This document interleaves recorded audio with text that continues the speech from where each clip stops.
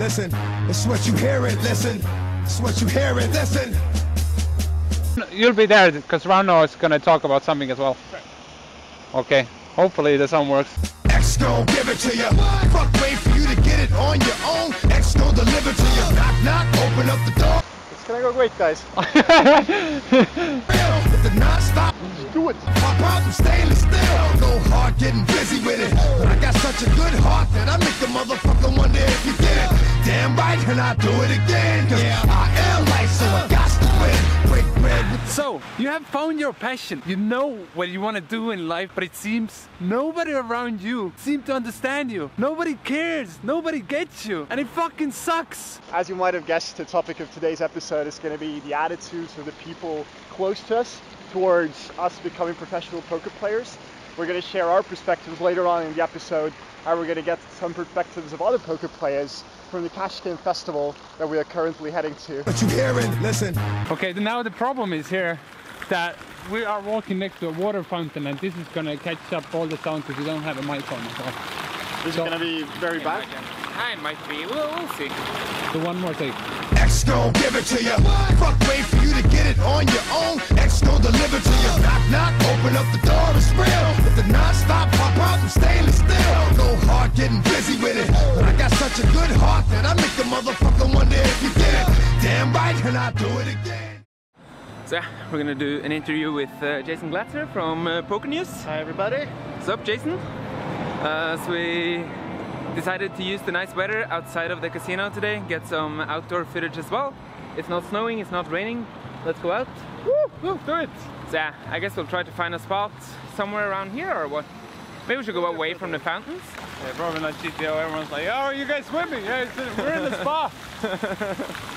Probably not GTO. So yeah, we're here for Cash Game Festival day 3, I think?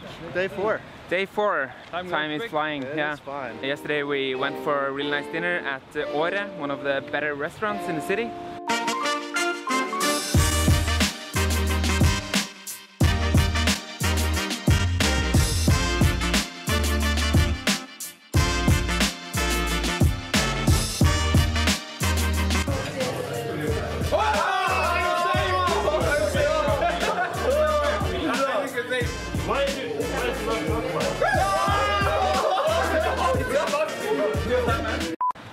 Didn't play much poker, but that's fine. I guess you played a bit, Ben? Yeah, I played PLO 2 days in a row. PLO grinder all of a sudden. Yeah. That's How did it go?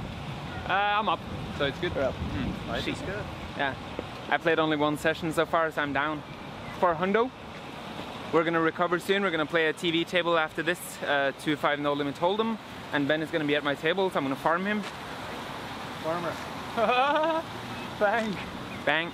In the poker world, 2 of my favorite peanut butter masters. Well, I love them all. Be careful, be careful. Favorites. We have, over here we have Rauno. Straight from Philippines. Hello, sir! Mr. Drunkies! Where are you taking us? Ow. Tell me, where are you taking us? Let's see.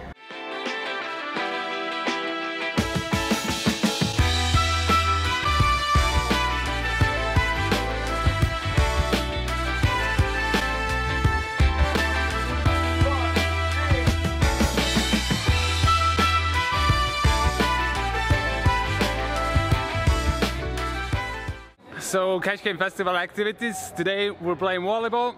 I'm super stoked about it, given that Estonia has had such a long winter behind us.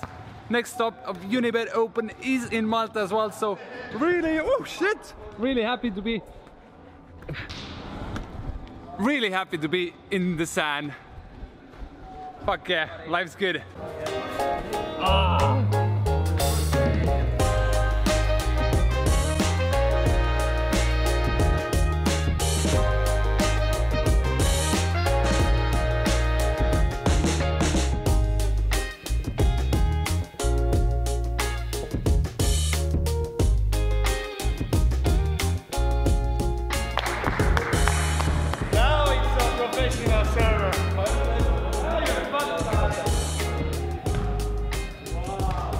Just played the first game here.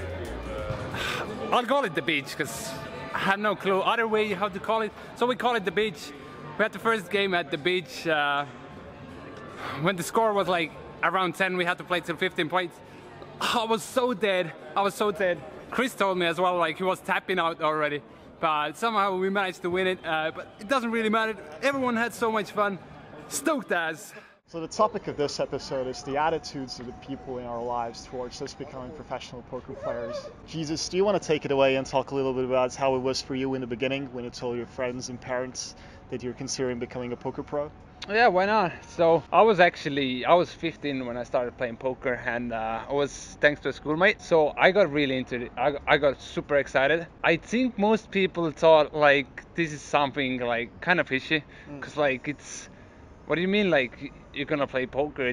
It's like everyone thinks it's gambling, like it's based on luck, which is true. There's so much luck involved in short term, but in long term it should play out well if you do your homework. It's funny because at first they were like really iffy about it. I've been really lucky with my parents because they're really letting me grow the way I wanted to. Like, I was doing a lot of sports, then I picked up skateboarding, then I quit other sports, and I was like somewhat evolving all the time, and they never stopped me at anything. So they never put a hand like, no, you're not playing poker, nothing. So there was that kind of support that you know what's best for you. Yeah, for sure.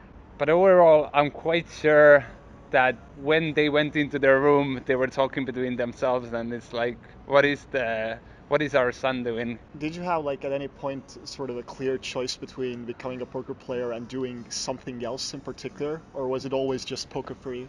Well, I never went to university. So when I was in 10th grade, I was certain that I'm not going to university. I had poker in mind. But besides poker, if I wouldn't play poker, I think I would be teaching skateboarding. That sounds fun. Yeah, it's a lot of interacting with people, and I kind of really enjoy being around people. How was it for you then? Yeah, for me, I mean, I guess it was a bit different. Like, I wasn't all in on poker like you were from since I started playing poker. I went to university to study political science, and the first couple of years when I started playing staked for a stable, and I was still doing my university courses at that time. So this basically meant a couple of things. First of all, I could tell my parents and pretty much everyone around me that I wasn't risking my own money. I was just like, I found an investor who gave me money to play some games, and there was like no real risk of me impacting my livelihood financially.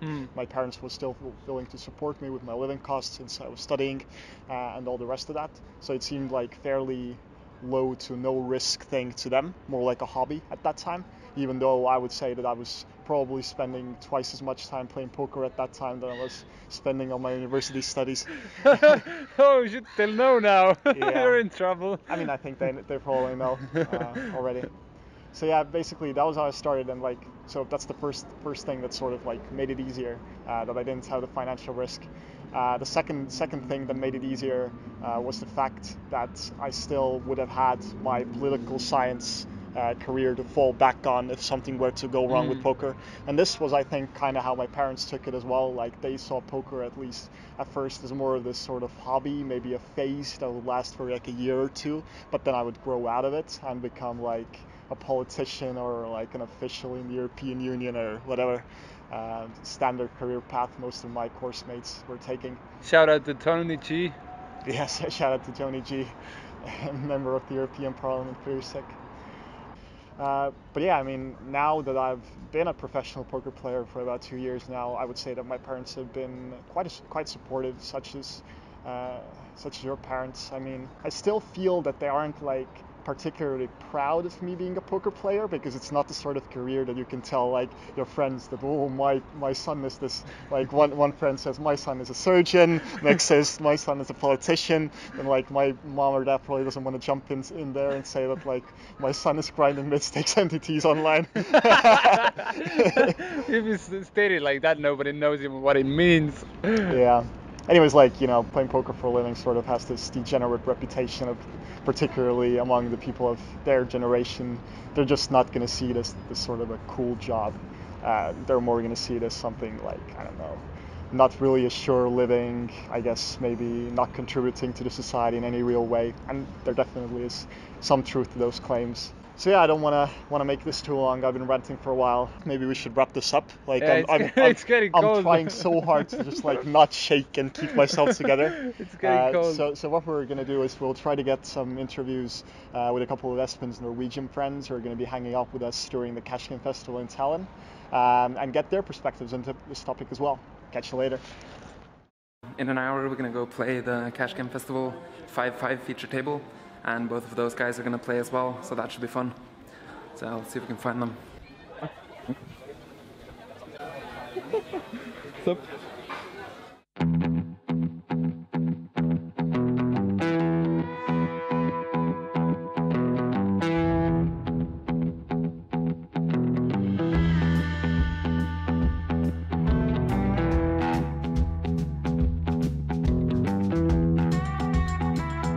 Looks good. Yeah, We're both in focus. Sorry, man. You can't sit down here. This is only for the royalty. No, but it's gonna look weird if we both sit the same way. It's better like this. No, then we look like the bad boys from Will Smith and Martin Lawrence. True. Maybe if we both have this, and we You could, have like, seen that touch- movie, right? touch. So we're here with fellow Norwegian. You wanna introduce yourself? Yeah, my name is Kai Hamuke. I'm 23 years old. Yeah. Online poker tournament crusher. The best in Norway, right? Probably not the best, but close. Yeah, probably second after Preben. Third maybe, yeah. After Cool. Espen. Yeah, the biggest ego though. Yeah. Biggest ego in Norway. Biggest ego, yeah. Okay, so the topic of this episode is how does our family and friends deal with us playing poker as a profession? Kick it off. Yeah, for me it's not been easy because my parents have not been that supportive. Like when they saw me on TV, it was cool and everything, but like going to school, having some security in your future is very important to my parents and my family, not the least. Yeah. So they have not been that supportive, but they had some kind of understanding that I'm still young. But they're trying to like show me the way by leading me kind of off poker. But Yeah, because your parents are not Norwegian originally, no, right? my parents are from Iran, Yeah. and they don't have the modern understanding of how the environment works now. It's not as liberal as in Norway, No, where it's a bit more conservative and like straightforward, and might be for other people. But like my parents, they care and love me, and that's why they do it. Yeah, but sometimes you have to trust yourself and find your own ways of how to make things work. how do you think your parents would react if you became world champion of poker now? Would they be more accepting, or would they be like, still, gambling is bad, you should not do this, you should become a doctor, a lawyer? Or... Like if you see from the like a long time ago, like in the 1950s, achievements are what makes like parents proud. Like big achievements, like it doesn't matter what, if you become a world champion in something, that means you're very, very good. It's like that's like the security they get. If you achieve something that great, they will probably understand more. But being the world champion of poker is not that easy. It's like, yeah. For me, it's like I have Norwegian parents, and like my mom, I think in the beginning she was like kind of worried.